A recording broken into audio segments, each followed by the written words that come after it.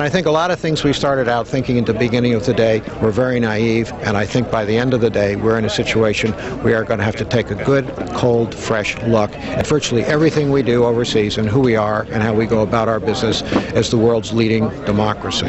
Porter Goff, the chairman of the House Intelligence Committee, sir, thank you very much for your time. We appreciate it. Britt, we should note for our viewers that Mr. Goss is a man of very measured statements, and he included earlier in his suggestion that everything needs to be looked at, such things as Israeli policy towards Israel, as well as the entire defense appropriations process.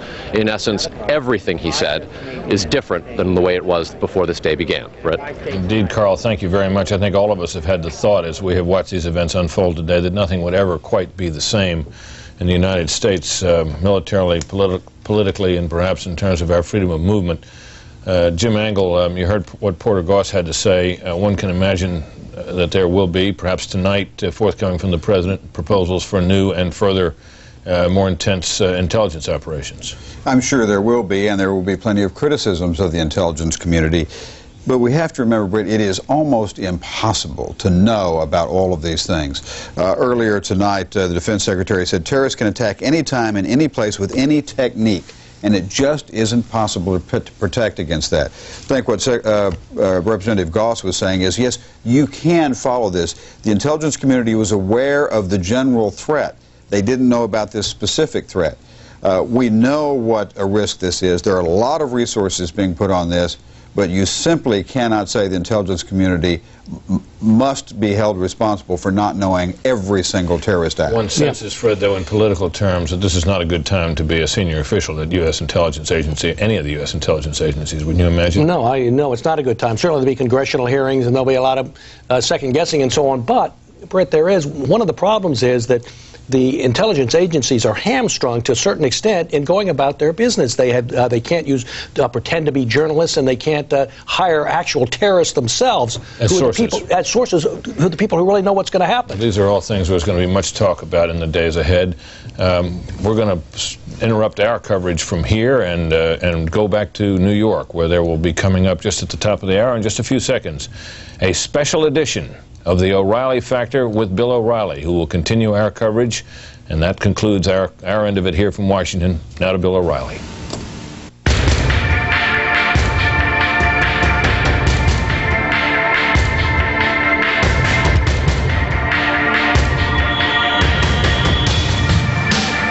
Hi, I'm Bill O'Reilly reporting tonight from Long Island. Thanks for watching, and we continue now with Fox News Channel's continuous coverage of the terrorist attack on America. I'm approximately 30 miles away from the Fox studios in Manhattan because authorities have sealed the island, and this is the closest facility I could get to. Not since Pearl Harbor has there been so much national rage, but this time the object of our anger is not so clearly defined. With so many innocent Americans dead and injured, it is natural and correct for all of us to seek justice and be preoccupied with hunting down, to use President Bush's term, those cowards who have slaughtered American civilians. In the next hour, we will bring you non-interrupted coverage of the human toll of this sneak attack. We have scores of correspondents standing by to bring you anything that breaks, and we will hear from some of the people whose lives have been altered forever. It is impossible for any news agency to convey the pain that the families of the victims are feeling tonight, even though it has been said 1,000 times, prayer and sympathy are the only things we can give them. The United States is the most powerful nation the world has ever seen, and tonight that power is being harnessed to combat the brutal killers that have caused the destruction you're looking at right now. I have every confidence that justice will be done.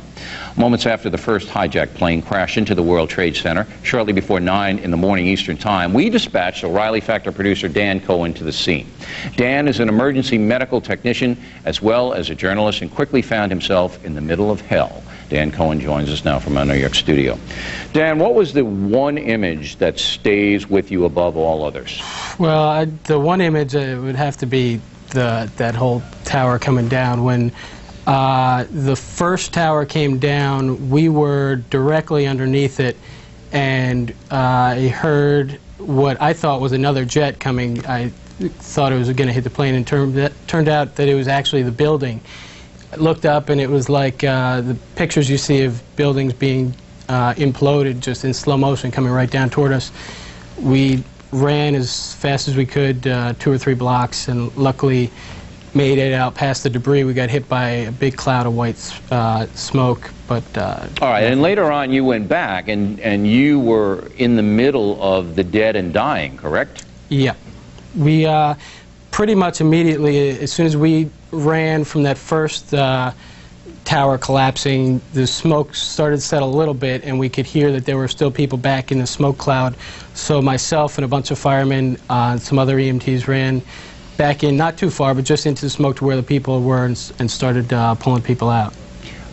How did you handle it? I mean, you don't really think about it when it's going on. I mean, you mentioned that I'm an EMT. I've never obviously seen anything like this, but at the moment you're just thinking what to do. You're not really. Well, but when you see somebody who's just died, Dan, I mean, it must have an effect on you as a human being. It doesn't have an effect at that exact moment. It's not until later when you can really think about it and take it all in that it has an effect. At that time, there's the adrenaline, there's everything happening, and we really just needed to get the people that were not dying out or as far away as we could. How many people did you work on yourself? Altogether, probably 40 or 50. It was just stabilizing them, getting them out either to an ambulance or to some sort of help, and then going back in and taking the next person. Did you have conversations with the people? Yeah, I did. As we were taking them out, we tried to calm them down, tried to reassure them, tell them, you know, that they just kept saying, "I can't believe it." They were completely distraught, and we would tell them, you know, "You're out, you made it, you're okay, the worst is over." But many people, especially the firemen, were worried about the people that did not make it out.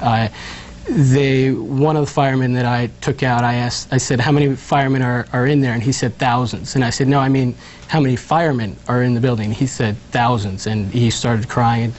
All the firemen were in tears because they knew that most of them did not make it out. Right, and also the firemen right now, they tell us there are 250 New York City firefighters who are missing. And what happened there was that after the initial explosion that you see now, firefighters and police both rushed into the building to help people out. But then, about an hour later, as firefighters and rescue workers are still working, the building collapsed, as Dan described, and a lot of those people were trapped inside. Is that about what happened, Dan? That's exactly it. Like I said, the first tower came down, we went back, it moved our position further away from the building and started working on the people that were in that dust cloud. And I'd say, I don't know how many minutes later, but a few minutes later, somebody yelled, "The tower's leaning." We looked up and saw the second tower coming down, and once again, just hightailed it, this time all the way to the water.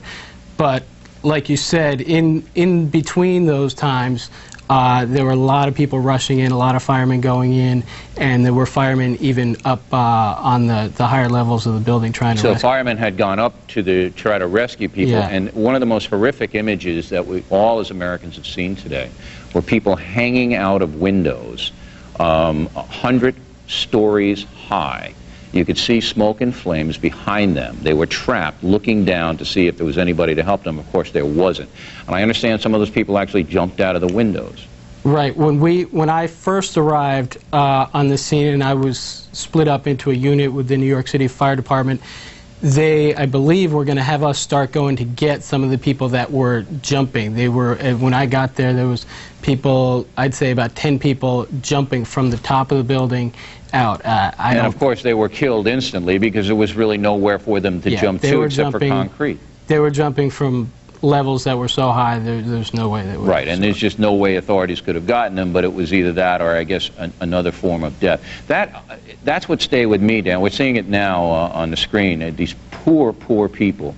Now when you spoke, did any of them feel anger? Did any of them feel you see, I'm trying to get to the emotion of people that you worked on. It was more just why people just kept saying, why, oh my God, and more of fear for those who didn't get out. I think the anger probably came a little later when they had time to calm down, but people were just confused, shocked, and really worried about everyone else who hadn't made it out. Right, and their own families too, allowing people to know that they're alive. Mm-hmm. People think when something like this happens that it's very orderly, but it isn't. It's just a whole bunch of rescuers there trying to do whatever they can on the spur of the moment, correct?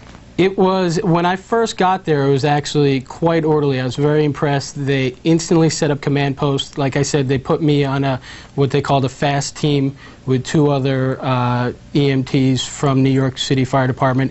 We were going to go in fast, grab as many people as we can, get them out fast. What happened was, as the first and second towers came down, it came down on top of all the orders. So the command post, the treatment area, everything was covered.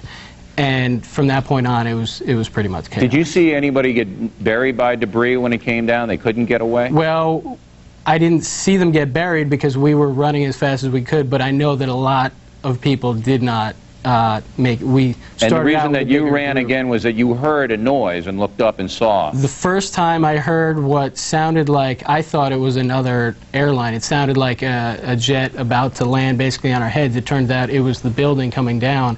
And you saw it, physically saw it? Yeah, we heard it first, looked up and saw it, and just started running. The second time, someone actually yelled, "The tower's leaning, the tower's leaning." Everybody just dropped what they were doing and ran. All right, Dan. Well, we're glad you're safe, and we appreciate the good work you did both as a journalist and as an EMT, and I'm sure that the people that you helped appreciate it as well. I want to go now to freelance photographer Tim Hinton, who barely escaped with his life, and who took some of the most dramatic photos of people who were trapped in the building. Mr. Hinton, sights and sounds, what stays with you above all else? I think what's